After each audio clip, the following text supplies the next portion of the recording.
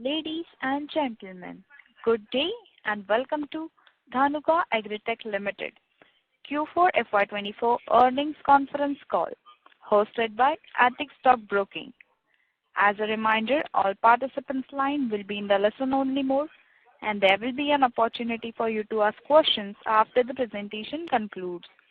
Should you need assistance during the conference call, please signal an operator by pressing star then 0 on your touchtone phone. Please note that this conference is being recorded. I now hand the conference over to Mr. Manish Mahavar from Antique Stock Broking. Thank you and over to you, sir. Thank you, Manoja. On behalf of Antique Stock Broking, warm welcome to all the participants on the 4Q FY24 earnings call of Dhanuka Agritech. Today we have Mr. N.K. Dhanuka, Vice Chairman and Managing Director, Mr. Harsh Dhanuka, Executive Director, Mr. V.K. Bansal, CFO on the call. Without further ado, I would like to hand over the call to Mr. N.K. Dhanuka for opening remarks, post which we will open the floor for Q&A. Thank you and over to you, Mr. Dhanuka. Thank you, Mr. Manish. Good afternoon, ladies and gentlemen. I am N.K. Dhanuka, Vice Chairman and Managing Director of Dhanuka Agritech Ltd. I hope all of you are doing well and keeping safe. Thank you for joining us in the conference call for the results of Q4 FY2023-24. I have with me Mr. Harsh Dhanuka, Executive Director, and Mr. V.K. Bansal, CFO of the company. First of all, I would like to give you a brief outlook on the industry scenario and then talk about the organization's results for the financial year 24 and plans for financial year 25. Last year, the industry went through a lot of challenges, severely impacted by El Nino conditions that caused lower rainfall, resulting in a moderate year for farmer demand in India. The global demand for agrochemicals was also down due to continued destocking in the US and Brazil. This resulted in drastic reduction in prices of generic molecules. In both India and China, new plant capacities have come online in the last 2 years, resulting in overcapacity and oversupply, keeping the prices on the lower curve for more than a year now. Many of the products are at historic lows, resulting in low revenue growth in spite of increase in volume. As you are aware, Dhanuka Agritech is a leading agrochemical company in India, focusing on brand sales in the market. The company's strength lies in manufacturing and marketing of formulated products. Also in FY24, Dhanuka has commenced operations at our Dahej chemical synthesis plant, and we are working to create breakthroughs in chemical synthesis with our new R&D laboratory with 30 chemists for research and chemical processes. Dhanuka is working with the vision of transforming India through agriculture. We have a pan-India presence to reach out to more than 10 million farmers with our products and services. Dhanuka have more than 1,000 techno-commercial team supported by a strong sales and marketing team to promote and develop new products. Introduction of novel chemistries and extensive product development has been the key focus of the organization, distinguishing Dhanuka from the rest of the industry. Dhanuka has world-class NABL accredited laboratory along with the recently established Dhanuka Agriculture Research and Technology Center at Palwal, along with an excellent team for new product registration and development. Dhanuka has international collaboration with 10 leading global agrochemical companies from Japan, US and Europe, which helps us to introduce the latest technology in India. Now moving on to the financial results for the year. This year, due to continuous decline in prices of generic products ranging from 5% to 40%, there is a significant gap in volume growth and value growth. While the volume has grown by 9.07%, the value has grown by only 3.43%, representing an overall value reduction of 5.64% on the entire portfolio. Our revenue from operations during Q4 of FY23-24 is 368.31 crores, with a reduction of 0.8% as compared to the corresponding quarter of previous year.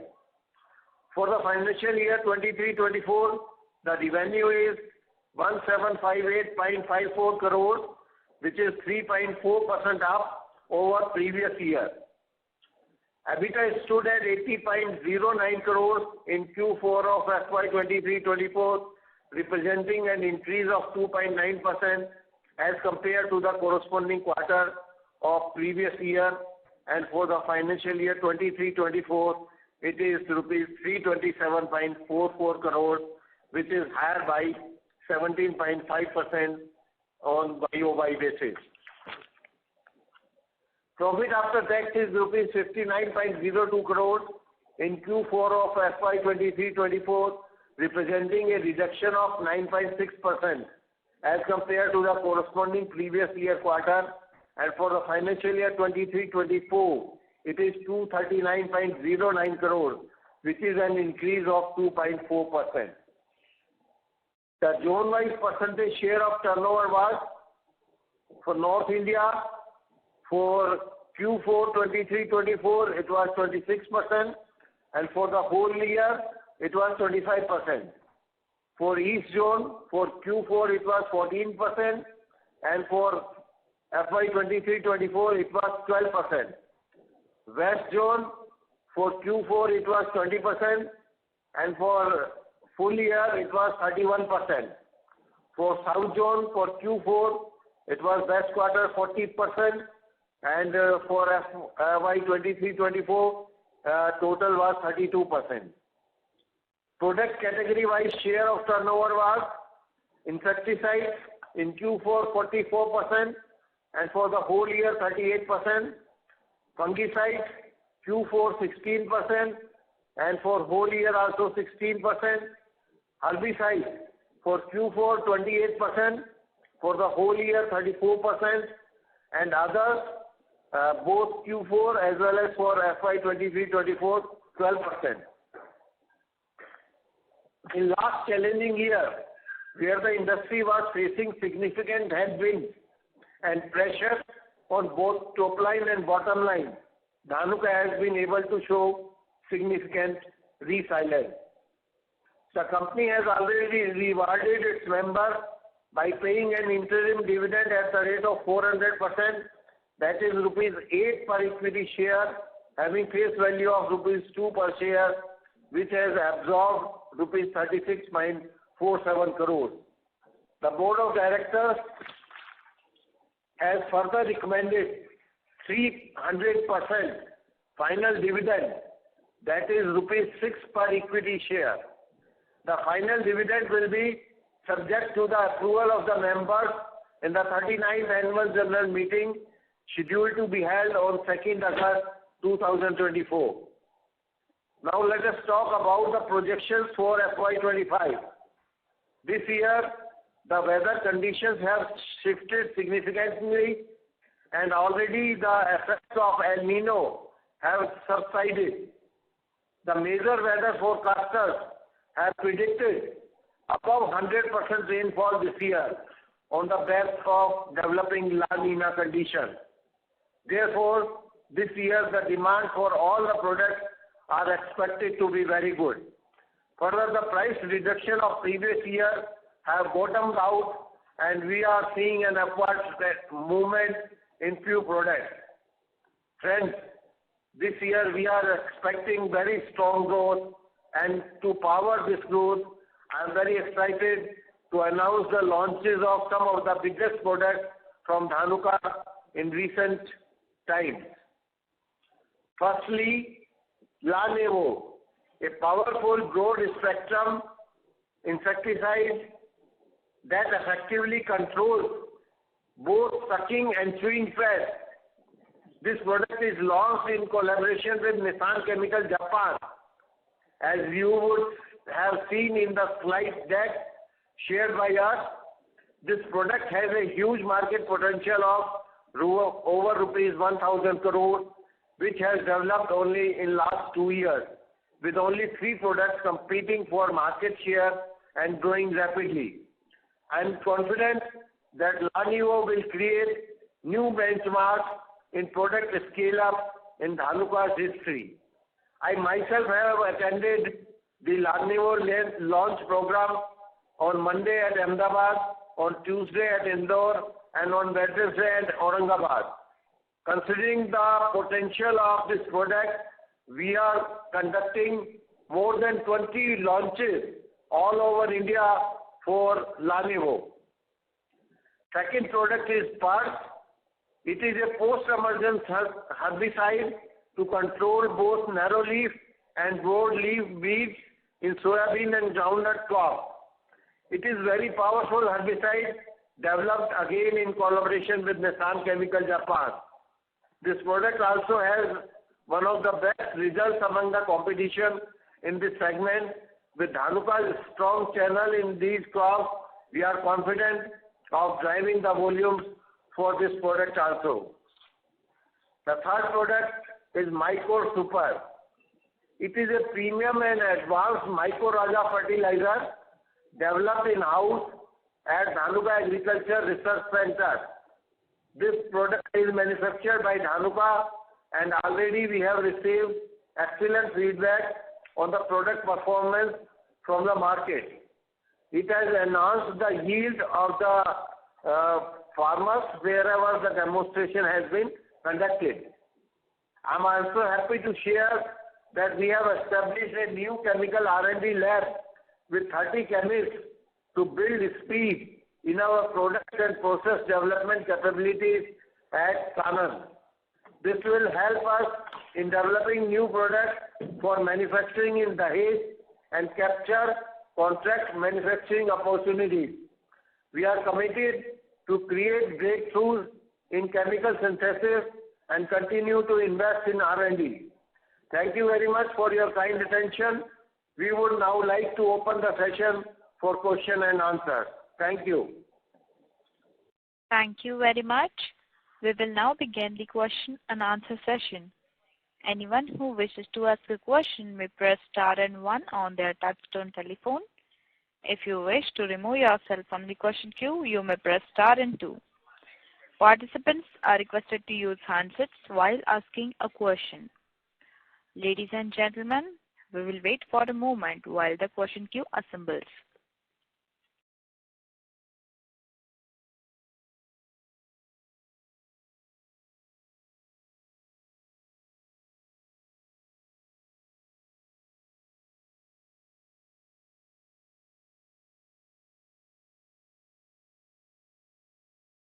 The first question is from the line of Himanshu Binani from Anand Rathi. Please go ahead. Thank you, sir, for taking my questions.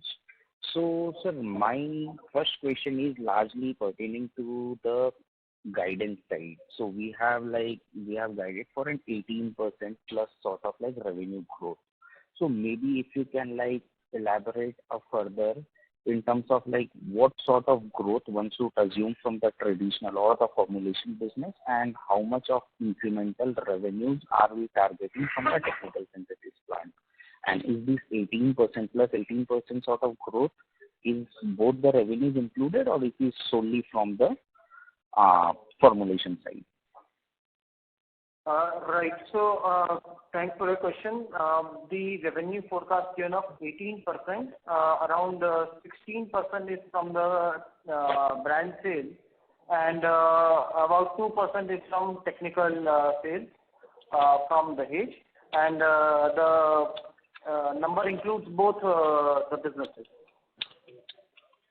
So, sir, if you can quantify in terms of how much of incremental revenue or any revenue target from the technical synthesis side for this year? Is around 40 crore incremental. 40 crores incremental. Yes. Okay. And so secondly, again, on this guidance side, so we have been guiding of an approximately 18% sort of like EBITDA margins.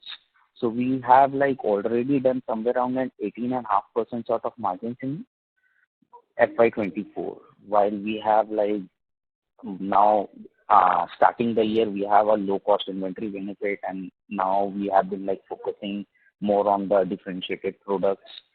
So why such a lower margin guidance, or are we trying to be conservative, or maybe you can help us understand that? You see, this year the gross margins were exceptionally high in the last 5 years. That was, you see, as compared to the previous, the improvement in the gross margin was more than 464 basis points. So you see, we are of the opinion 38% gross margin appears to be sustainable. As against 39%, we are expecting 39 and 38% gross margin. Because of this, we are expecting EBITDA at around 18% this year. Okay, 38% gross margin. This is inclusive of the hedge as well. Okay. And sir, what was the revenue from the hedge for FY24? Is around 7.5 crore. Sorry, sir? 7.5 crore.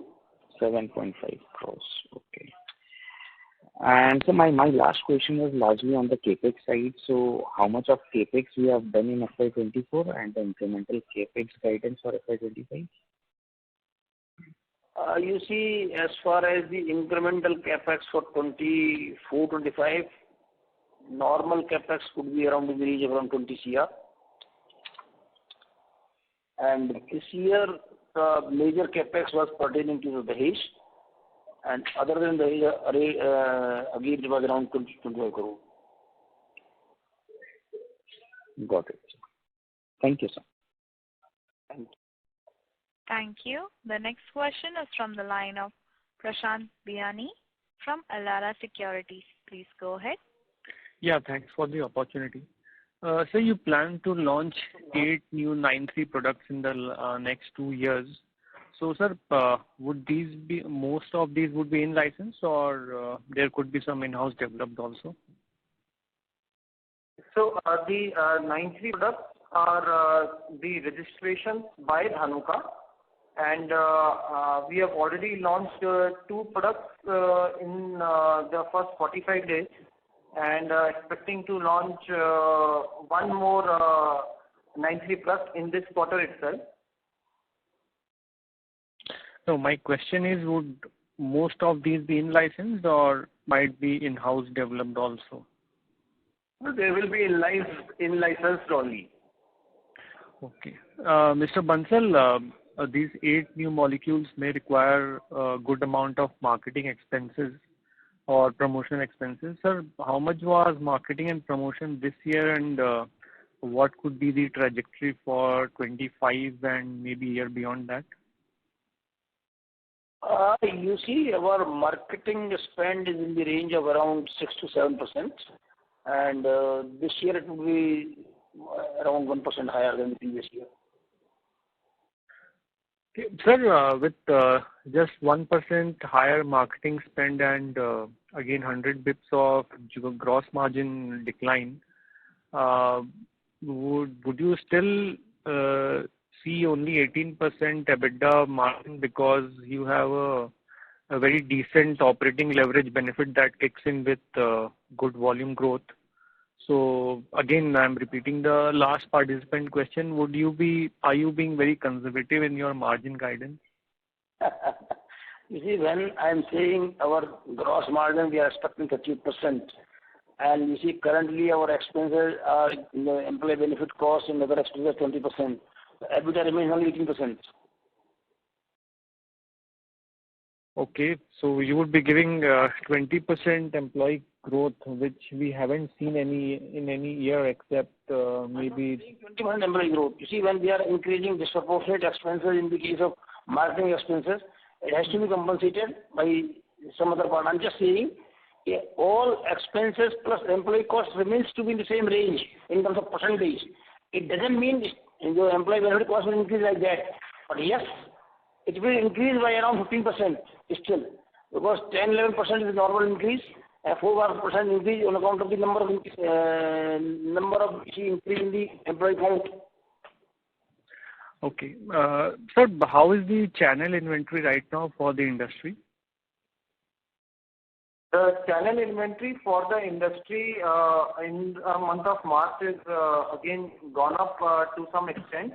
However, in the current quarter, we see a little slow uptake, and I think once the rains arrive from the month of June onwards, we should see faster movement. But currently, the channel inventories are normally at a higher level. Okay. Sir, with the significant decline in raw material price last year, how much was of it passed on to the trade and farmers? And going forward, do you expect any further price correction? I think the price correction has already been arrested. No, I mean the price of the branded products. Do you expect further price correction in that? I think not. And has the entire price correction in technical was passed on to the traders or the trade channel? If it would have been, then there could not be such a fantastic growth in the GP margin. It is not? Yeah, there is. And sir, for this... Mr. Prashant, I request you to rejoin the queue for your follow-up questions. Sure. Thank you. The next question is from the line of Darshit from Antique Stock Broking. Please go ahead. Hi, thank you for the opportunity. If you could repeat the price volume mix for the fourth quarter, that would be nice. Fourth quarter? Yeah, price and volume mix for the fourth quarter for top line growth. In terms of value is negative less than 1%, and the volume is around 6.5%. Volume is? 6.5% growth. 6.5%. Okay. Yeah. My second question was regarding the 18% top line growth. How did we derive on the 18% number? Is we expecting some product related revenue coming through? Is it largely volume growth, price growth? If any commentary on that, as to how did we derive to that 18% number? So, Darsha, there are three factors behind that. One is, of course, the La Nina factor, which we are expecting very good rainfall last year. And with El Nino impact in the previous year, we had 9% volume growth. And with La Nina, we are expecting the volume growth to be in the range of 15%. Plus, as we announced, we have three very powerful product launches already done and more product launches planned in the coming months. So these are the two. And third is, of course, revenue increase from the Dahej and also from exports. Okay. In the fourth quarter and for full year FY24, how much of the gross margin expansion that we saw was because of product mix and how much was because of the low cost RM that we would have had in the, with us? So you see, I think around 100 to 150 basis points because of the low cost of inventory and around 300 basis points because of product mix. Right, this is for full year 24. Yes. Okay, got it. And apart from that, I think that's about it. Thank you. Thank you for the opportunity. Thank you. Thank you. The next question is from the line of Bhavya Gandhi from Dalal and Broacha Stock Broking. Please go ahead. Yeah, thank you for the opportunity. So if you can throw some light on the three products that you mentioned, three new products. So you've given the addressable market size, but what sort of revenue are we looking at, and does it include that 18% revenue growth? Is it included in that revenue growth as well, or is it over and above that? A new product sales are included in the revenue growth target of 18%. The product which we have launched is Lanevo, which we are expecting around 3% growth in the total sales of the company. Overall, we are expecting around 5% growth from the new products. Okay, 5% contribution, 5% from the overall revenue, 5% of the overall revenue, right? Overall revenue from new products. That's right. Okay. And also, if you can throw some light on their margins, are they better than the company level margins, or are they in line with the company level margins? If you can throw some light on that as well.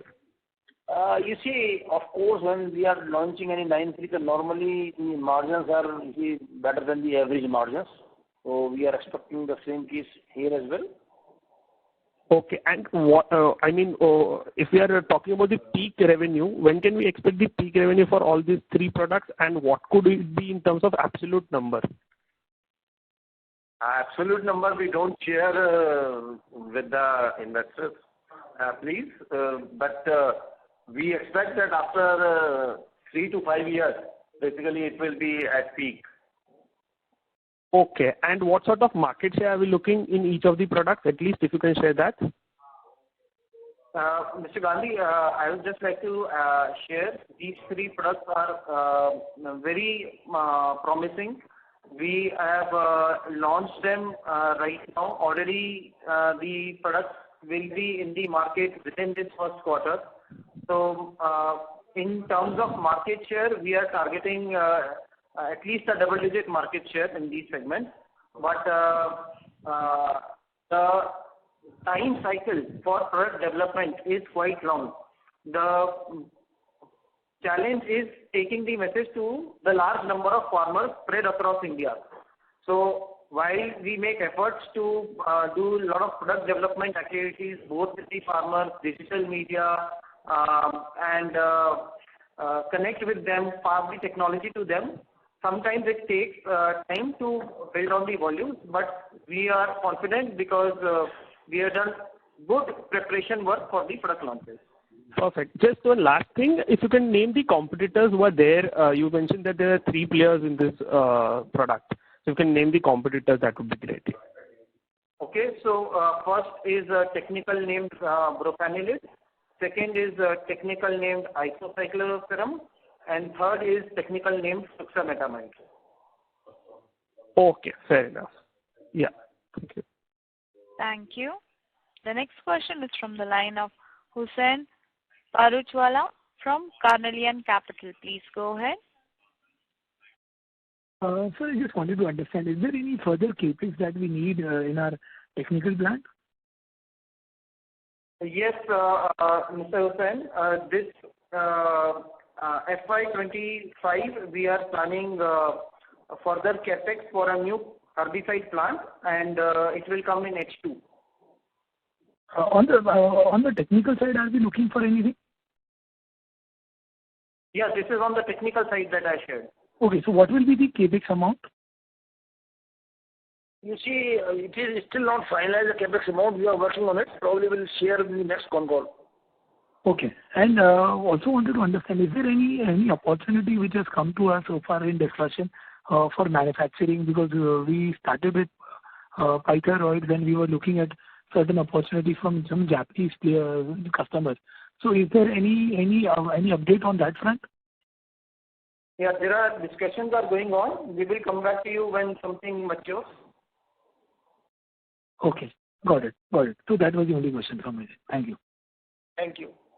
Thank you. The next question is from the line of Bharat Gupta from Fair Value Capital. Please go ahead. Hi sir, thanks for the opportunity. Sir, a couple of questions. First, in your opening remarks, you mentioned about the capacity addition which has taken place out there in the China. So going by the current trends, how do you factor the pricing of the RM side as well as for the generics and the branded side to behave over FY25? I think it is very unpredictable to comment the prices. Right now, we already see that most of the generic products have bottomed out, and few products, the increase is already seen due to unavailability of raw materials or increase in the prices of raw materials. So we feel that this upward trend is, started in few products and maybe in more products over the next 1 year. But as you highlighted, that the capacities which are there in India and China are quite significant, and still we are seeing destocking in the US and Brazil markets. So once US and Brazil markets start in earnest, we feel that the supply and demand will balance out, and the prices will become more stable and moving upwards. Right. So we haven't seen any sort of you can say softness across our branded products in terms of pricing. Could you repeat your question, please? Have you seen any kind of a pricing correction taking place across the branded product category? Wherever the technical prices have increased, we have also increased the prices of our branded products. We are passing on the increase as well as the decrease of raw material prices to the ultimate customers on monthly basis. Right. Sir, you mentioned that generics, there has been a price erosion to a tune of 5 to 40 odd %. I was just referring to the branded products. So in that product category, have we seen any sort of a softness in the end realization? You're talking about the specialty portfolio? Specialty. Right. Okay, understood. So yeah, in specialty portfolio, most of the products which are coming from our exclusive partners like Japanese companies and American companies, there is no significant price increase and no decrease. So they are very much stable, and going forward also we expect them to remain stable. Right. And so secondly, coming on the like you mentioned that there has been inventory destocking which is there in the global markets, and the commentaries of the innovators seems also on the there will be such situation till H1 FY25. So in regard to it, have there been any kind of aggression because the Indian market continues to seem on a positive side? So has there been any kind of aggression which has been shown by the global MNCs or the global you can say innovators who are dealing across both the specialty and the generic side? I think Bharat, all the multinational companies have had global challenges and faced some challenges in India also. Having said that, I feel that the domestic demand in India has been quite good in terms of volume and consumption at the farmer level. So that I feel will continue to drive the demand for both Indian companies and multinational companies, and that is why we are also quite confident of volume growth for Dhanuka in the current FY. Right, sir. That's it from my side. Thank you so much, sir. Thank you. The next question is from the line of Rohan Gupta from Nuvama Wealth Management. Please go ahead. Hi, sir. Good evening and thanks for the opportunity. Sir, you mentioned that definitely in China there is a excess supplies and raw material prices are quite low, and even in India also some capacities have been added. Sir, we are in a formulation business, so actually this scenario pans out in our favor, right? And then we should be seeing with the easy availability of raw material, if the pricing remains there, then we should be seeing the margin expansion. Just please want to comment on that, sir. So, Rohanji, regarding your first part of the question, you are asking about the situation of China and how it impacts availability. So, of course, availability is smooth for us in most of the products, barring 2 or 3 products which are facing temporary shortage. We are hearing some challenges around shipping because of the disruption in the shipping line, and that causing some increase in the cost of the shipping. But other than that, I don't see any challenge with respect to the availability of the product. The next point around the impact on gross margins, I think when the prices are on an increasing curve, the gross margins go under some pressure. That's why we mentioned earlier, lower gross margin is expected in the current financial year.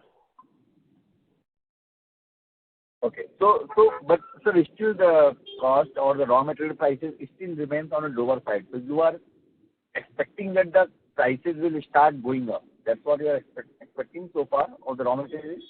Yes, it is already started. Most of the raw material price stopped declining and many of them are increasing now. Due to declining trend, Rohanji, the companies have not made huge inventory of the technicals, and the traders who were importing raw material and supplying in the Indian market to Indian formulators, they have also not built much inventory because every month the prices were going down. So that's why now the situation of demand and supply gap is there, and the demand is increasing and now the supply is a little short. So that's why the prices have started increasing for various molecules now. Okay. So sir, on the contrary side, I mean, maybe the global situation is different because many of these chemicals manufacturers, they are talking about that the global inventories of chemicals and or intermediates are still on a higher side, and the prices are still likely to remain on a muted in near term. So maybe I think the domestic market scenario may be slightly different than what it is in the global market. So I was alluding from there that the global situation in agrochemical pricing scenario still remains quite muted. Yes, Ronji, you are absolutely correct. And the general understanding in the industry is globally the demand remains muted. And in my interactions with the companies in China also, there is no dearth of supply right now. I think the current trend that we are seeing in the price increase is due to the momentary factor, as Dhanuka ji said, around low inventory of technical and intermediates with Indian manufacturers. So I think this current phase of price increase is maybe slightly temporary. We'll see more after, I think in Q2 we'll get a better clarity on the price increase in Indian market. Okay. So that's very helpful. So second is on the growth guidance. So you're talking about roughly 15% kind of volume growth next year, given that 2 to 3% extra growth coming from the new products. So, so can you give some sense on the current year industry growth in terms of volume? How was it this year, and how much is the volume growth for ours? For Dhanuka, volume growth was 9%. For the industry, it was the low single digit. Okay. So next is on our manufacturing plant in Dahej. So we were definitely trying to get some contract manufacturing opportunity with some global players. So I just wanted to know and understand that in the current environment, when the capacity is, as you already mentioned, that in China also is surplus, and in Indian markets also many capacities are still on a higher side. So global players are interested right now in talking terms for manufacturing for them and under any kind of model, and also the other products which we are making on our plant to fill the capacity. In the current weak pricing scenario, are we losing money, or we are able to able to recover the cost from our manufacturing plant? That's it from my side. Yes, Rohanji, I'll divide your question into two parts. First, around the current operations. So, on the current operations, gross margins are positive, but the EBITDA is negative for us, as the revenue was quite low. And the second part of the question around contract manufacturing in the current scenario, there is definitely some challenge in the market, but I believe the contract manufacturing business for the multinational companies doesn't depend on the short-term price fluctuations. They are more long-term in nature, and there is interest by both Japanese companies and other international companies to look for increasing their sourcing from India and there is definitely positive interest which we are trying to capitalize. That is from my side. Thank you so much. Thank you. The next question is from the line of Viraj from SIMPL. Please go ahead. Yeah, hi. Thanks for the opportunity.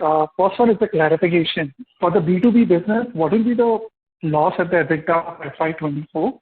And for FY25, when we say we're expecting around 40-45 crores of sales, would it be break-even or it's still early for that? You see, in the current financial year, which is 23-24, the EBITDA loss was around 15 CR. And in the current financial 24-25, we are expecting a EBITDA loss of around 20 CR. What explains the increase, sir? Pardon? What explains the increase in loss? Sorry, could you repeat your question? Are you asking about the increase in loss? Yes. So for the EBITDA loss? Yeah, I was asking what explains the increase in loss in 25. Actually, last year the operation started from the mid of the year. While this year it will be full year operation. So we will have to incur the operating expenses for the full year. While the last year it started from the month of August. So that's why 4 months expenses will increase in this year. That will add to the increase in the loss. And a lot of investment in R&D layer. You see, a lot of manpower has increased in the current financial year, which are working very hard on the new product development, because of which there is an enhancement in the EBITDA loss. But next financial year, 24-25, we are expecting break-even. 25-26, sorry. 25-26, we are expecting it should be a year of break-even for the age. Okay. So one question I had was on the gross margin. You know, if you look at our inventory position, right, we have a sizable amount of inventory ending the year. We are expecting a very sizable increase in new product contribution, and typically these come at a very healthy contribution margins, and,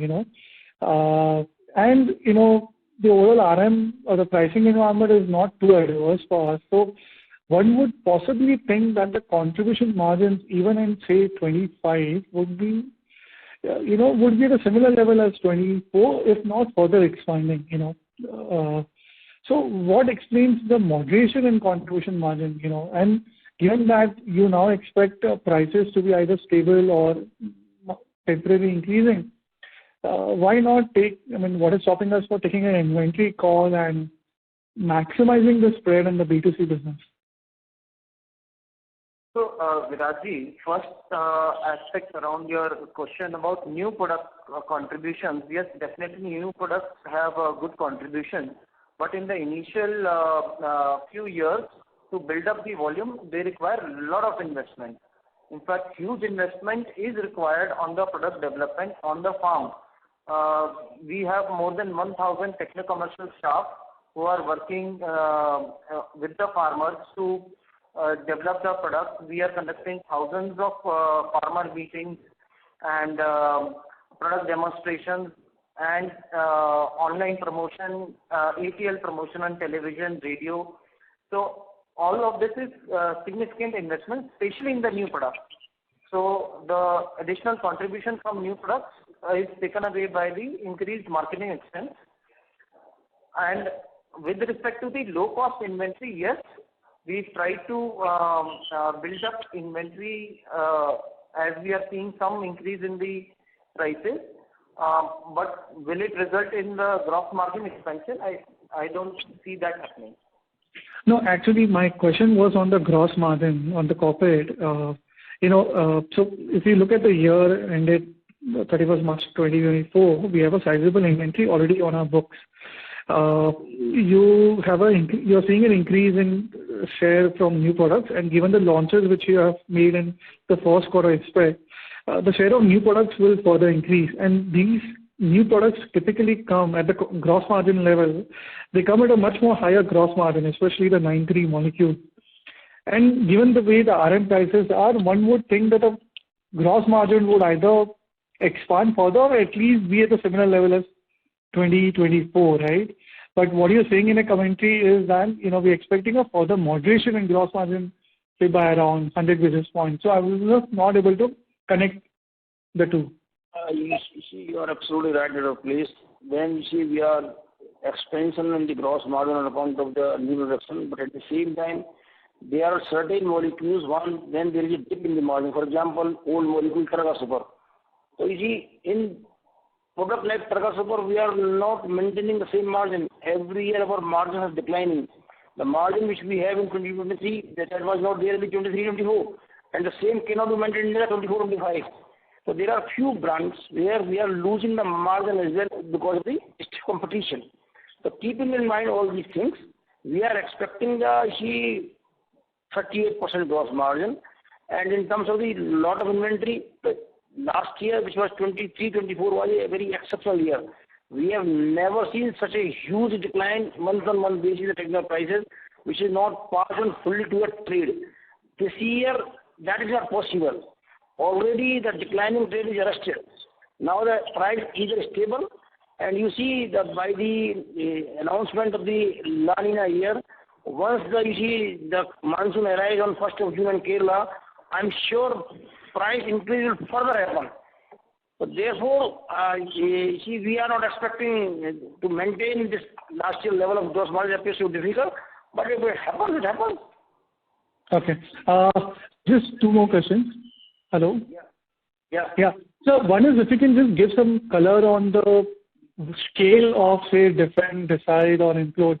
I think, these are the products which are launched in last 1 or 2 years or, last 2-3 years. So would these now be above 50 crore or above 100 crore brand for us? And on Lanivo, right, so it's a combination molecule, and the combination molecule which we are sourcing from Nissan, they're already selling that in Indian market through 2-3 other players already. So there the question is, what will be the market share of, say, flumaticide in this 1,050 crore? And when we are looking to compete in the market, what is our expectation from this brand, given the competition is already there? So, first talking about Lanevo, the combination that we have is much more effective than the competitive product, and we are expecting very good performance. We have already registered the product in 3 crops, and 1 more crop is in line of registration within this financial year. And in terms of capturing market share, I think in first year from this product we can capture about 5% market share from Lanevo. And talking about the earlier products which you were referring, they were actually not 9C products. So, different Decide and Implode. No, Decide was definitely 9C products, but Defend and Implode were not 9C products. They were co-marketed in licensed products. Yeah, so would this now be more than 50 crore brand or above 100 crore brand for us? Yeah, Decide is coming in top 5. Okay. Just last question, on the biological and the export division. Raj, I request Hello? you to join the queue. Thank you. The next question is from the line of Prashant Biyani from Elara Securities. Please go ahead. Sir, what would be the mix of your generic and specialty business revenue for this year and last year? This year, generic and specialty, we are expecting around 1/3 and 1/3. No, you were saying for FY24? 25. Sir, how much was it for 24? 24, it was around 60-40. And 23, would you have the data handy? Not now, really. Okay. Okay, that's it from my side. Thank you. The next question is from the line of Shubham Sehgal from Skill Ventures. Please go ahead. Hello, sir. Yeah, could you just provide an update on your biological and exports division? Biological was very insignificant, not worth sharing even. And as far as export is considered, so we are expecting good growth in the current financial year in export. Okay. And the higher OpEx and employee cost for this year, what was it driven by for this quarter, I would say? Higher cost in terms of, because you see the significant growth in the lifeline category. So incentive of the sales team was significantly higher, number one. Two, the manpower count has increased. Because of these two reasons, the more increase was there in the Q4. Okay, sir. And lastly, on your JV, could you give any update, like what has been going on, any activity you've done there? Which JV you are talking? Your joint venture with Cleantech. So that is, Mr. Shivam, not a joint venture. It actually is right now only a letter of intent. And the idea is for research, development, marketing and manufacturing of the product. And right now it is under work, and it will take some time for it to commercialize. So are we expecting any launches in this year, like in collaboration with them? As such, no significant developments over now. Okay, got it.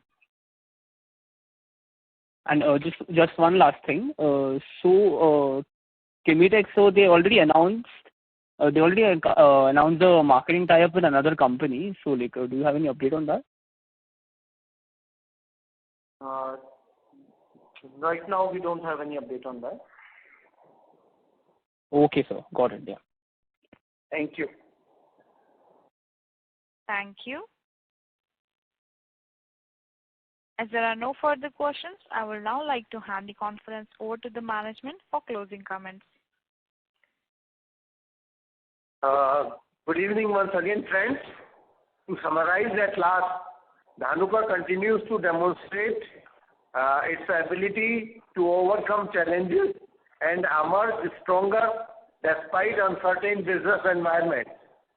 Dhanuka will aggressively roll out new formulations in the upcoming quarters and would ensure that it reaches to the consumer.